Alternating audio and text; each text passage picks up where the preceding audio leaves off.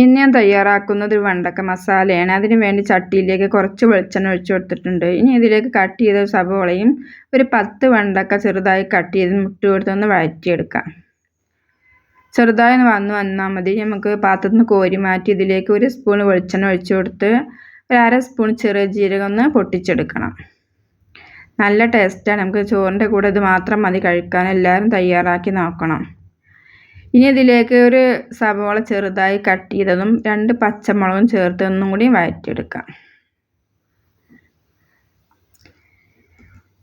മുളക് നിങ്ങളെ ഇഷ്ടാനുസരണം കൂട്ടും കുറക്കുകയോ ചെയ്യുക. ഞാൻ 2 എണ്ണമാണ് എടുത്തിട്ടുള്ളത്. ഇനി ഇതിലേക്ക് 1 സ്പൂൺ ഇഞ്ചി വെളുത്തുള്ളി പേസ്റ്റ് ചേർത്ത് കൊടുക്കാം. ഇനി ഇതിലേക്ക് ചെറുതായി കട്ട് ചെയ്ത ഒരു തക്കാളിയും ചേർത്ത് കൊടുത്ത് ഒന്നും കൂടി വഴറ്റിയെടുത്ത് ഇതിലേക്കുള്ള മസാലപ്പൊടികൾ ചേർത്ത് കൊടുക്കാം. ഒന്ന് വഴന്ന് വരട്ടെ.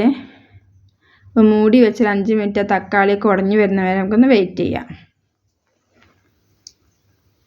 ഇപ്പോൾ നമ്മൾ തക്കാളി നല്ല ഉടഞ്ഞു വന്നിട്ടുണ്ട്. ഇതിലേക്കുള്ള മസാലപ്പൊടികൾ മല്ലിപ്പൊടി 1 സ്പൂണ്, മുളക് പൊടി 1/2 സ്പൂണ്, മഞ്ഞൾപ്പൊടി 1/4 സ്പൂണ്, പാകത്തിനുള്ള ഉപ്പും ചേർത്ത് നമുക്ക് ഒന്നുകൂടി വഴറ്റിയെടുത്ത് ഇതിലേക്ക് പുളിയില്ലാത്ത തൈര് ഒരു 2 ടേബിൾ സ്പൂൺ ചേർത്ത് കൊടുക്കാം.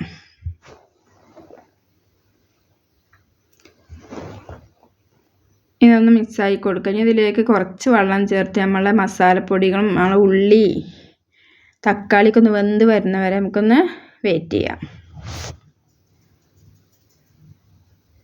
ഇത് മൂടി വെച്ച് നമുക്കൊരു 5 മിനിറ്റ് ഒന്ന് വേവിച്ചെടുക്കാം.